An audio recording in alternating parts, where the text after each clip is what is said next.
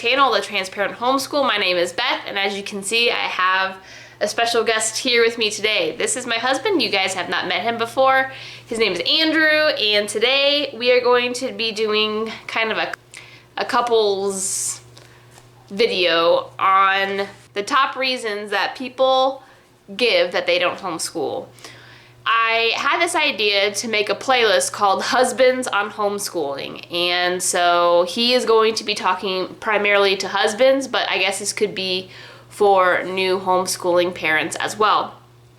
And so he came up with a list of 10 objections why people say they don't want to homeschool, and as a man and as a husband, he is going to kind of go through his opinions, and I will give mine if necessary, but I think for the most part we agree on why we homeschool, right?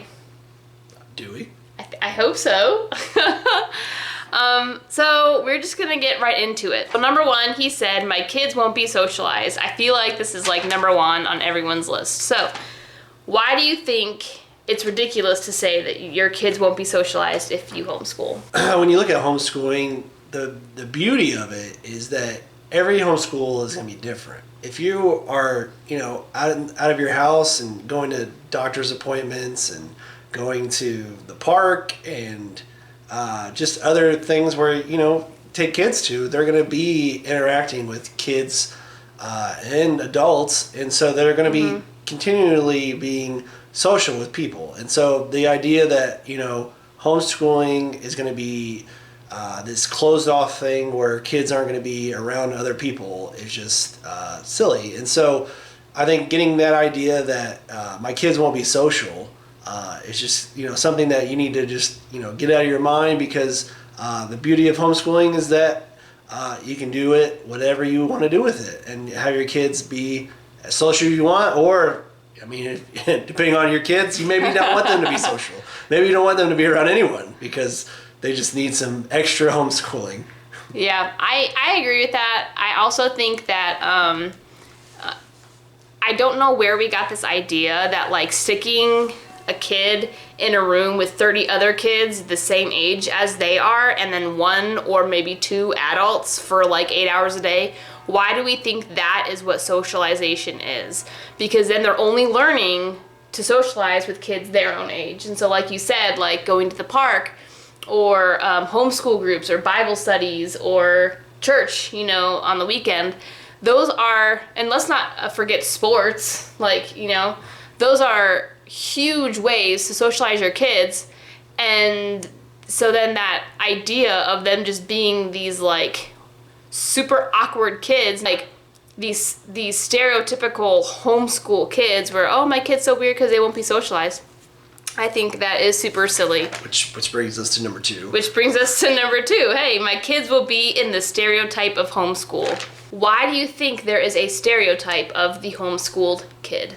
Because I think, growing up in, public school, I think when you didn't see homeschool kids around, or maybe it's just how culture or society treats homeschooling, that, there are these kids that are, off by themselves, they're quiet, they don't interact, they're not socialized, right? And so it's just difficult for our society to accept that, kids who are homeschooled are, normal. And so, and I think with, the whole past year of just how our society treated pandemic and so forth, it made people have to do homeschooling, whether they wanted to or not. Yeah. And so that, I think, helped the idea that like, oh, I can do this. And so I think that helps a lot of people, open to the idea that, homeschooling can be a thing for normal people. Yeah.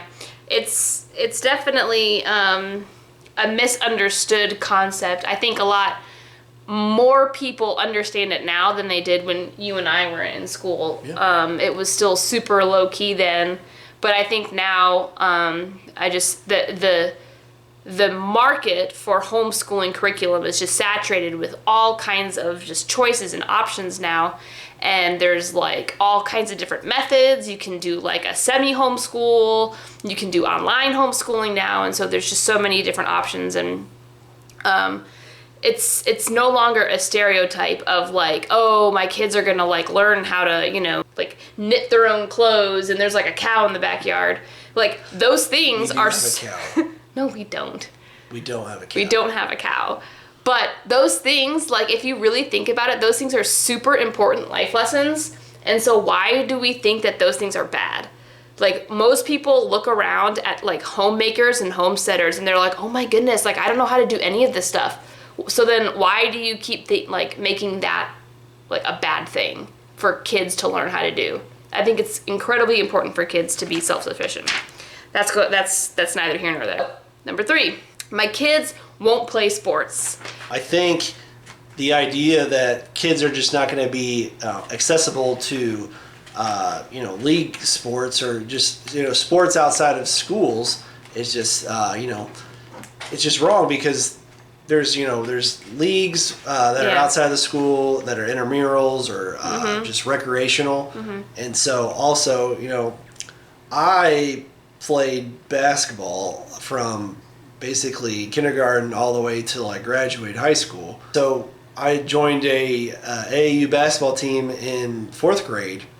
And so that gave me, more opportunities to be around other kids outside of my own school, and then, go to different cities, different states, and play in sports, and we weren't homeschooling at the time for me. But, that's just another opportunity where if you did want to put your kid in a travel league or AAU sports, that's just another opportunity where you can plan in your homeschool and just take on the road with you and say, like, from this time to this time, we're going to do math, English, and reading. And then after your games, we're going to do some more reading on your own, some chapter books that you can read.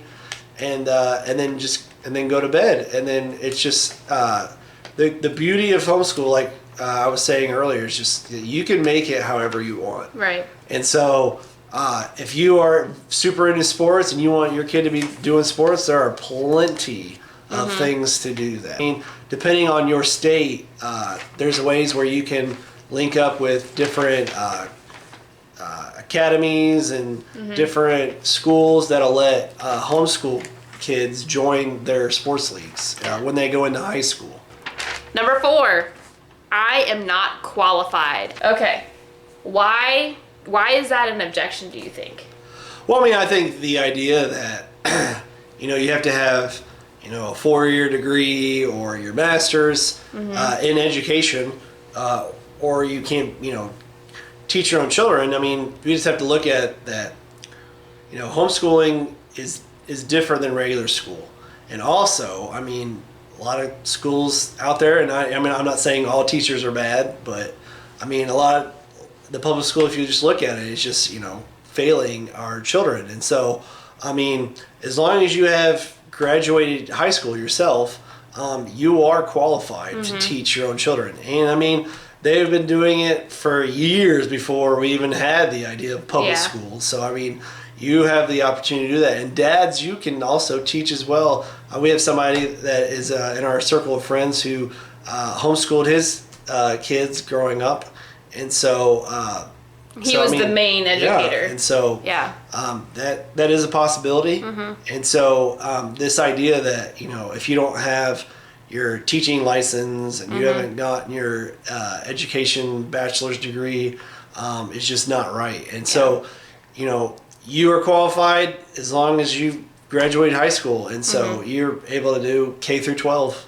And again, you have to check out your state requirements, but I think most states have a requirement where the parent has to at least have graduated high school. Again, I also think that's one of the lies about homeschooling, is that you have to be qualified. But let me tell you something, nobody in no school system anywhere on this planet is going to know your child better than you, and no one is going to know how to teach your child better than you. You'll have questions at first, like how do I teach this kid? But once you get into the swing of things, believe me, you will know your kid and you will know what is best for them. And I love teachers. I think they do an amazing job with what they have to work with. And I'm not saying that, but you are your child's best teacher, hands down. I don't care what your background is in. You are the best teacher for your child. Number 5. Oh, this is a good one.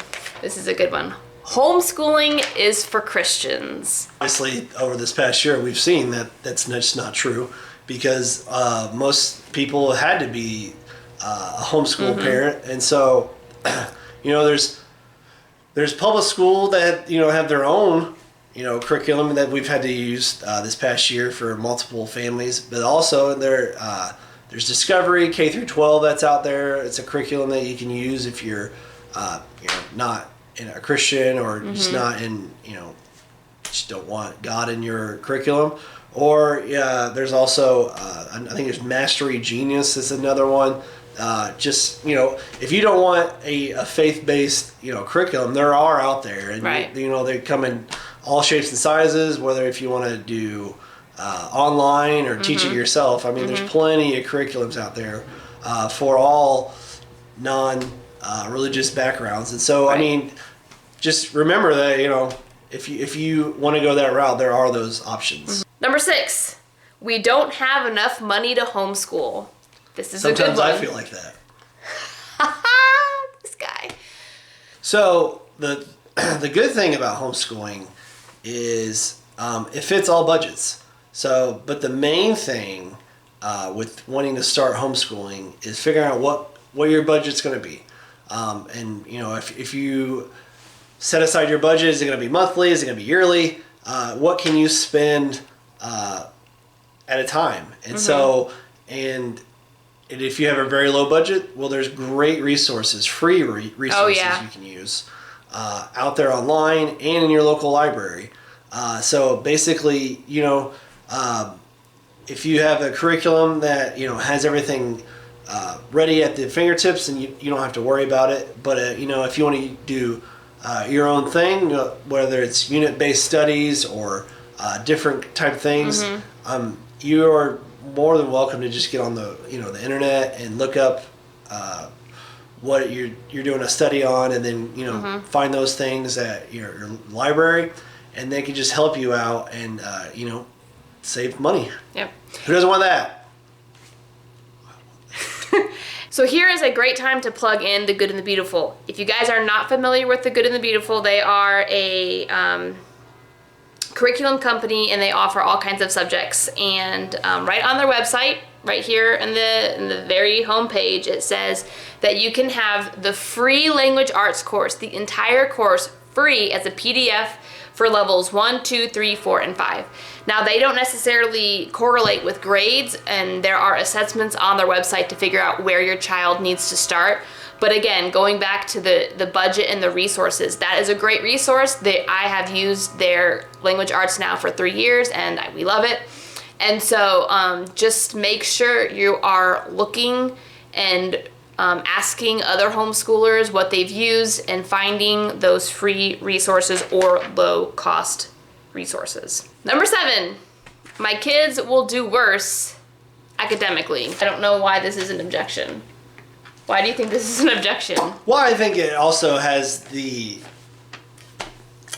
thought process that, I'm not qualified. So if my kids aren't getting the right things that the public school's getting, so that, I think they're going to be doing worse. I know I've heard, a few people that we've talked to about homeschooling, and they were not proponents of it, and they were just very much like, well, they might, not be learning the same things, and so you don't know how well they're doing. And, most of the homeschool kids that we've been in contact with, that's just not the case.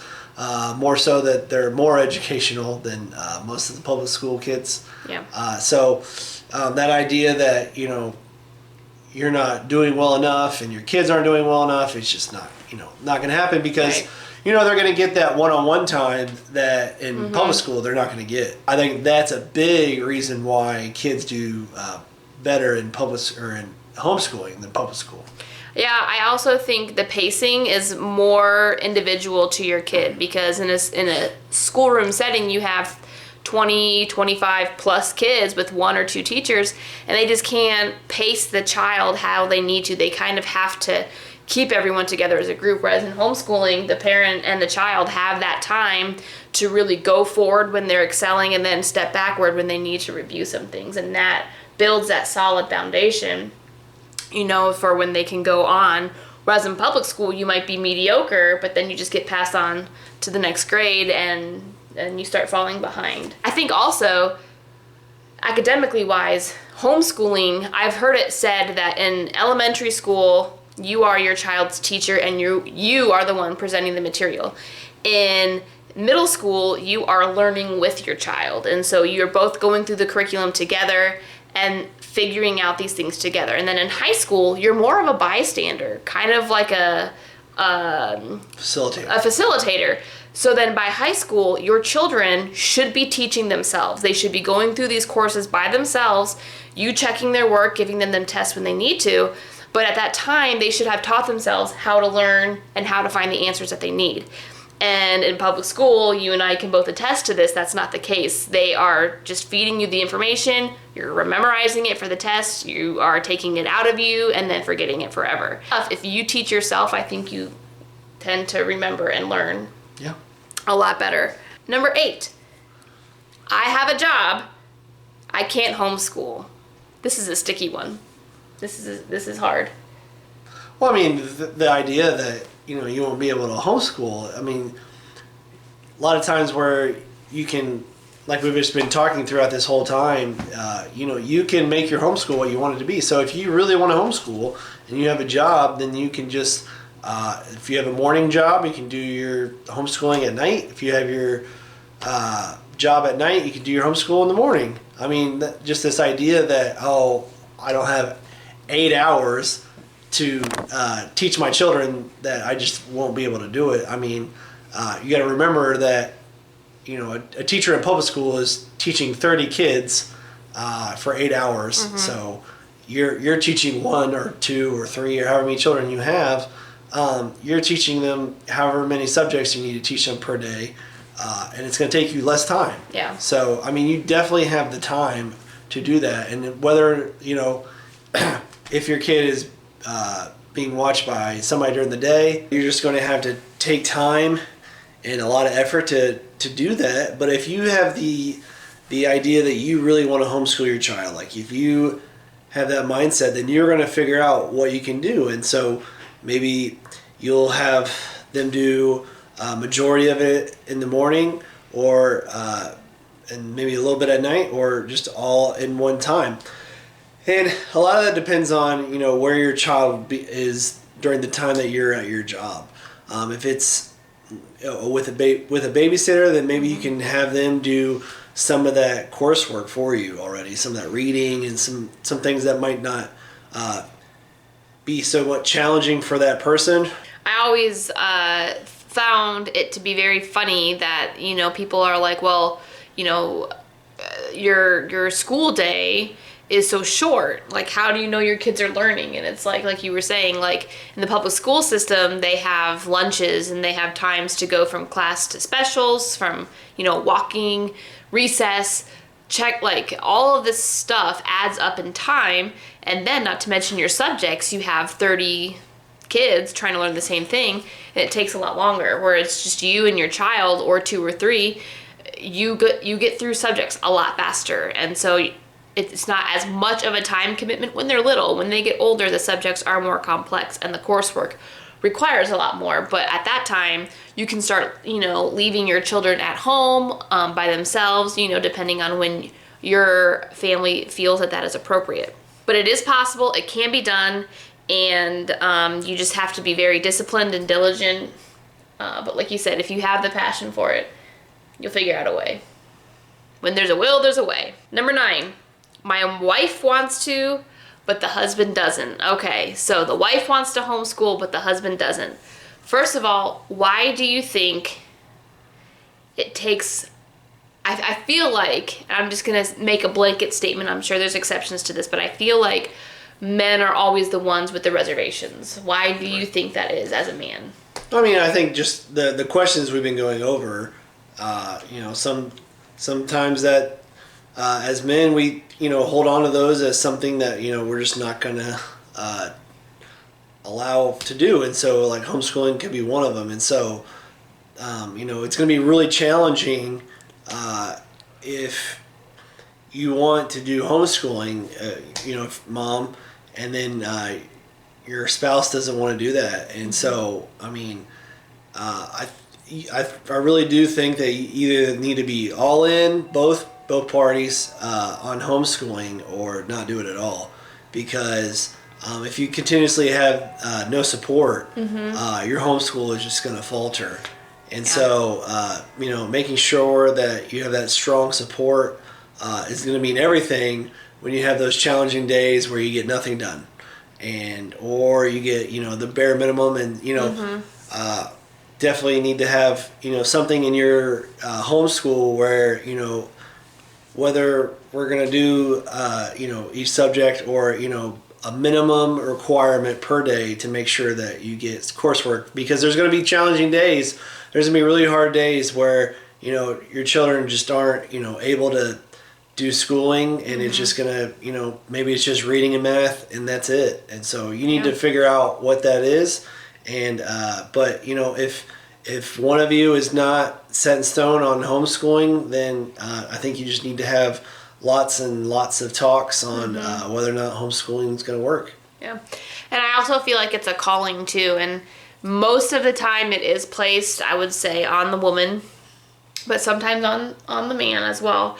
But like you said, if both of you aren't together on it, it's going to take prayer. It's going to take lots of talks. And again, do your research, because most of the time the objections and the reservations are based on preconceptions, and they don't, and people don't really understand what homeschooling can look like, or what it could look like for their family.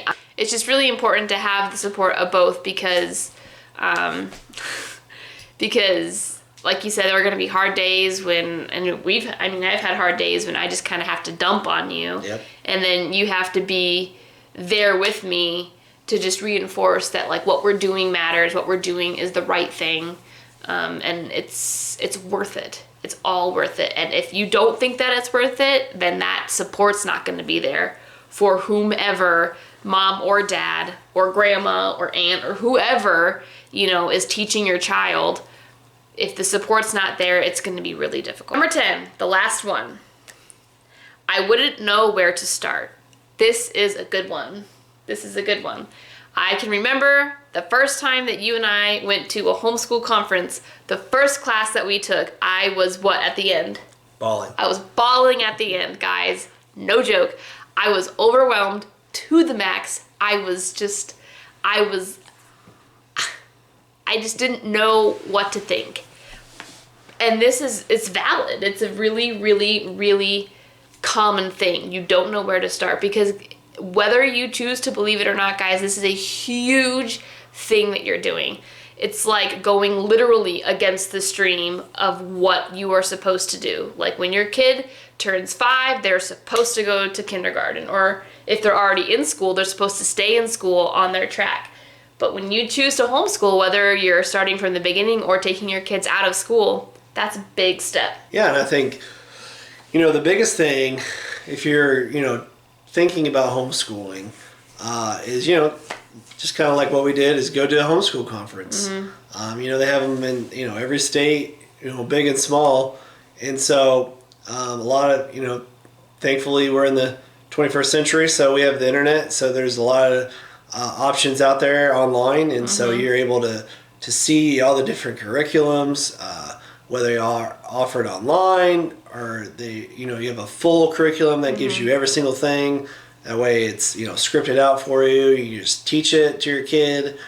Or if you want to, pick and choose what you want to do, or if you want to, do co-op type things. You go to a place and then you're, kind of in a school setting with other kids once a week, and you have that, social interaction, so to speak, with other kids. and you're all learning the same thing. I think, the big thing is figuring out, what do you want your curriculum to look like? Do you want it to be something where you can pick and choose things, or do you want your curriculum to be something where it's all there for you and you can just kind of go through it and teach your kid? Or maybe you just, you want to homeschool, but, you just don't feel adequate enough. And so, there's those online options for your kids that they can do, and you don't feel inadequate to do it, so that way you can, be with them during it, and then maybe get more comfortable enough and branch out to maybe, just teaching one class instead of all subjects. And so I think the biggest thing is just, taking that step to, go to a homeschool conference where they have, 100 to 200 booths of just curriculum stuff. And so just looking at all the different options, classical, and some of the, Charlotte Mason, Charlotte unschooling. Mason, and, Discovery, and so Abika, and some of these other curriculums that are out there that are just, different, Sunlight, so forth. I mean, there's great curriculums out there, and the thing is, it's okay if, you don't use the same one as your friend does that does homeschooling, because, every kid's different. Yeah, I think that's good too. I definitely think that would be a good place to start. Thanks, guys. Thanks for coming in today, and I'm glad that I got to join and just meet. What up, YouTube? And so, if you really like this YouTube channel and you want to subscribe, hit the subscribe button. And if you like this video, hit the like button. And, if you want me to be in more videos, comment, and I'll try and do more things, because, homeschooling is a big passion for both of us. And, I can answer any questions. So thanks again. And make sure that you hit the subscribe button, because we're going to be doing a lot more husbands on homeschooling, because it's very important to hear from these guys on homeschooling. Even though they're not the teachers, they are a big part of the homeschool. So thank you guys for watching, and we will see you guys later.